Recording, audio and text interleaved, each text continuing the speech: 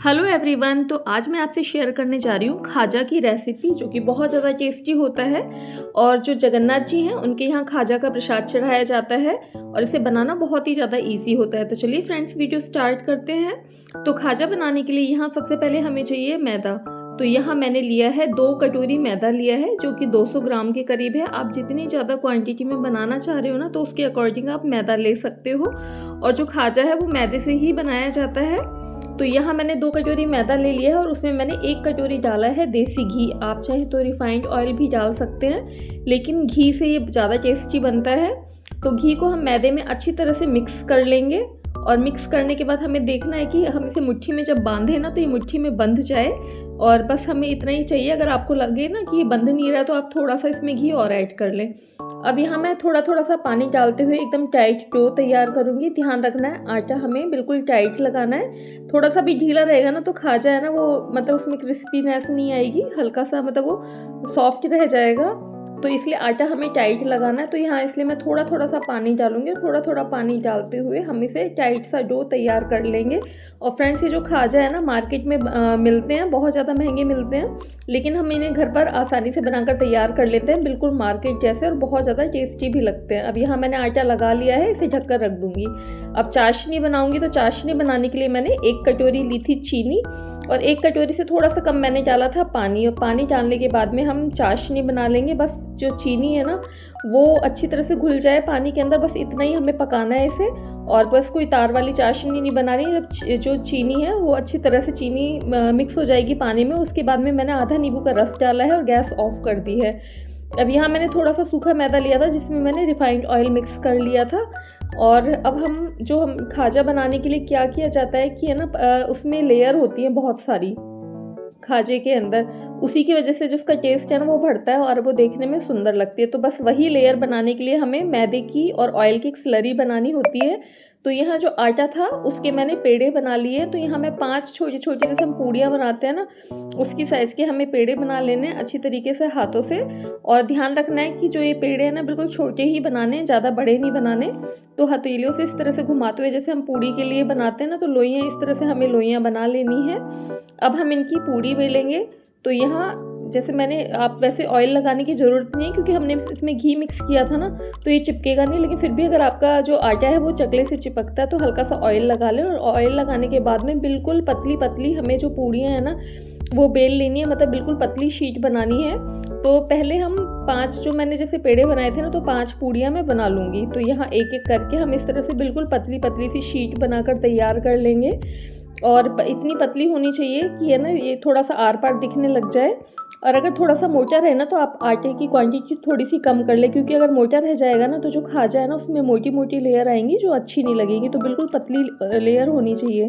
तो यहाँ मैंने 5 पूड़ियाँ बना ली थी। अब एक पूड़ी के ऊपर मैंने जो आटा और ऑयल की जो स्लरी बना के रखी थी ना, तो उसे मैं इस तरह से लगा दूंगी। ध्यान रखना है, बहुत अच्छी तरीके से लगा लेना है। पूरी जो शीट है ना उसके ऊपर अच्छी तरह से लग जाना चाहिए।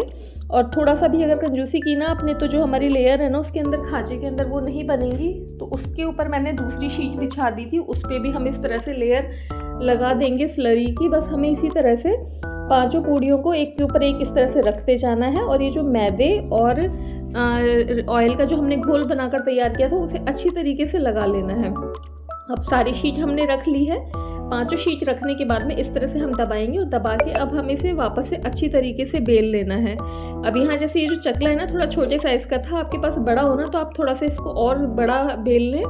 तो यहाँ बस इस तरह से मैं घुमाते हुए इसे अच्छी तरीके से बेल लूँगी। बस ध्यान रखना है कि इसकी जो मोटाई है ना, पूरी जो हमने शीट जो बना रहे इसकी मोटाई ज़्यादा नहीं, मतलब इक्वल होनी चाहिए। कहीं से ज़्यादा मोटा, कहीं से ज़्यादा पतला नहीं रहना चाहिए। तो बस इस तरह से हम घुमाते हुए जब तक कि एकदम पतली शीट बनकर तैयार ना हो जाए, हम इसे बेल लेंगे। और बेलने के बाद में वापस से हम इसके ऊपर अच्छी तरीके से ऑयल और जो उसने हमने मैदे का घोल बना के रखा था ना, स्लरी बना के रखी थी, उसे हम इस तरह से अच्छी तरीके से लगा देंगे, हाथों से फैला देंगे। आप ब्रश की मदद से भी लगा सकते हैं, लेकिन हाथों से अच्छी तरीके से लगता है। और लगाने के बाद में इस तरह से रोल बना लेंगे। बस जो रोल है ना बिल्कुल थोड़ा हमें हल्के हाथों से बनाना है, मतलब ज़्यादा इसे टाइटली पैक नहीं करना है। और करने के बाद में हम नाइफ़ लेंगे और नाइफ़ से इस तरह से कट कर देंगे। तो यह मैं पतली पतली जो रोल थे वो कट कर रही हूँ। आप चाहें तो थोड़े से चौड़ाई में भी कर सकते हैं। लेकिन पतले पतले करते हैं ना, तो उससे जब हम खाजे को फ्राई करेंगे ना, तो उसकी जो लेयर है ना वो बहुत अच्छी तरीके से दिखाई देगी।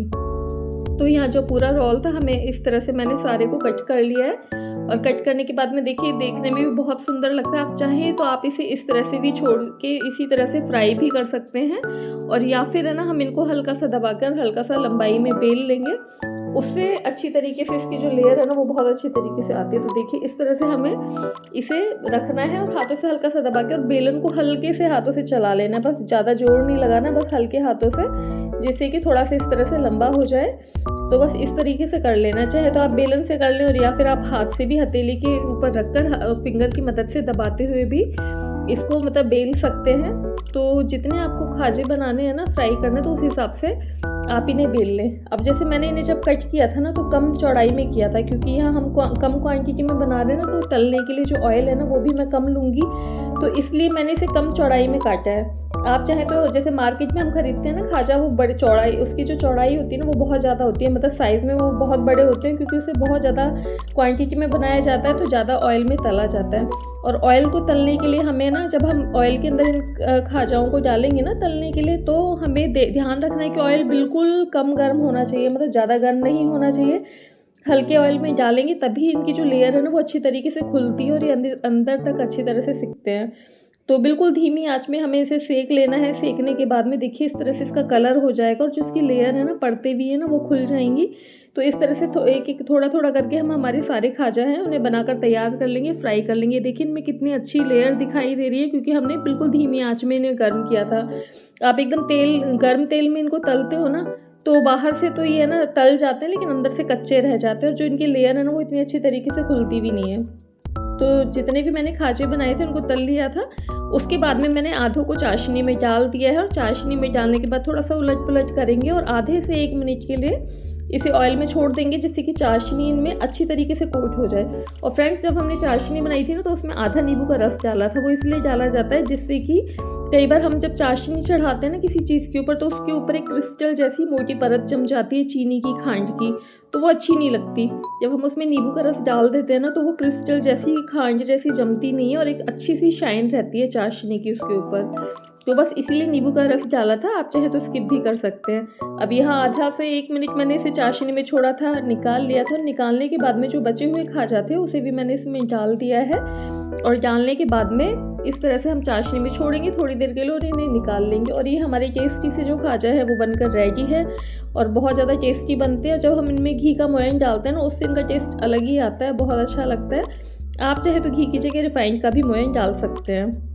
तो यहाँ हमारे सारे खाजा बनकर रेडी है, तो आप भी इसे ज़रूर बनाइएगा। मार्केट से ख़रीदने की ज़रूरत नहीं है, जब आप घर पर बनाओगे ना तो बहुत ज़्यादा टेस्टी बनते हैं। और बस ये जो आप तलते वक्त बस ये ध्यान रखना है कि इन्हें बिल्कुल धीमी आंच पर तलना है, बिल्कुल कम गर्म तेल में इन्हें डालना है, तभी अच्छी तरीके से इनकी परतें जो है ना वो बनकर तैयार होती हैं। तो फ्रेंड्स, आप भी इसे ज़रूर घर पर ट्राई कीजिएगा। रेसिपी पसंद आई हो तो please like, share and subscribe.